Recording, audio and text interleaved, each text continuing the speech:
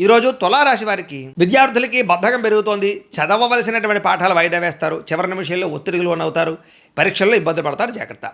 ఉద్యోగస్తులు అశ్రద్ధగా పనిచేయడం వల్ల ఉద్యోగ సమస్యలు వస్తాయి. జాగ్రత్త. ఉద్యోగాలు పోయే అవకాశం కనపడుతోంది. వ్యాపారస్తులు కొత్త స్కీముల్లో ఆ వ్యవహారాల్లో డబ్బులు పెట్టినటువంటిదే ఇబ్బంది పడతారు.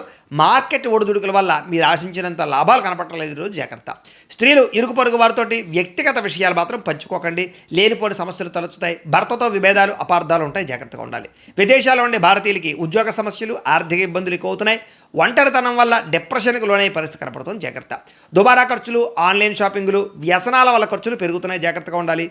అప్పు ఇచ్చిన వారు తిరిగి అడగడంతో మీరు మాట పడవలసి రావడం కానీ, లేదా ఎందుకు అప్పు చేశానా అని బాధపడే పరిస్థితి కనపడుతుంది. ఈరోజు వాహనాలు చెడిపోవడం వల్ల, లేటుగా బయలుదేరడం వల్ల, ట్రాఫిక్ సమస్యల వల్ల ప్రయాణంలో ఒత్తిడి ఎక్కువైపోతుంది. అలాగే కుటుంబంలో చిన్నపాటి మాట పట్టింపులు, పెద్దల వల్ల గొడవలకి ఇబ్బందులు కనపడుతున్నాయి.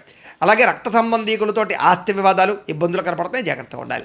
సోషల్ మీడియాలో పెట్టే పోస్టుల వల్ల కూడా లేదా కామెంట్ల వల్ల అనవసరమైన వివాదాలు ఇరుక్కుంటారు. జాగ్రత్తగా ఉండండి. రాత్రి ఎక్కువసేపు ఫోన్ చూడడం వల్ల నిద్ర లేని సమస్య కనపడుతోంది. అలాగే కంటికి సంబంధించినటువంటి ఇబ్బందులు, భుజం నొప్పులు, మెడ నొప్పులు, కాళ్ళ నొప్పులు కనపడుతున్నాయి. జాగ్రత్తగా ఉండాలి. వివాహేతర సంబంధాలు, కొత్త వ్యక్తులతో పరిచయాలు ఇబ్బంది పడతారు. అలాగే శారీరక కోరికల్ని అదుపులో పెట్టుకోవాలి. ఈరోజు భార్యాభర్తల మధ్య మగవారు మీ ఆడవారి పుట్టింటి విషయాలు మాట్లాడడం వల్ల సమస్యలు కనపడుతున్నాయి. కాబట్టి మగవారు స్త్రీల పుట్టింటి గురించి ఎక్కువ మాట్లాడకండి. ఈరోజు జాగ్రత్త.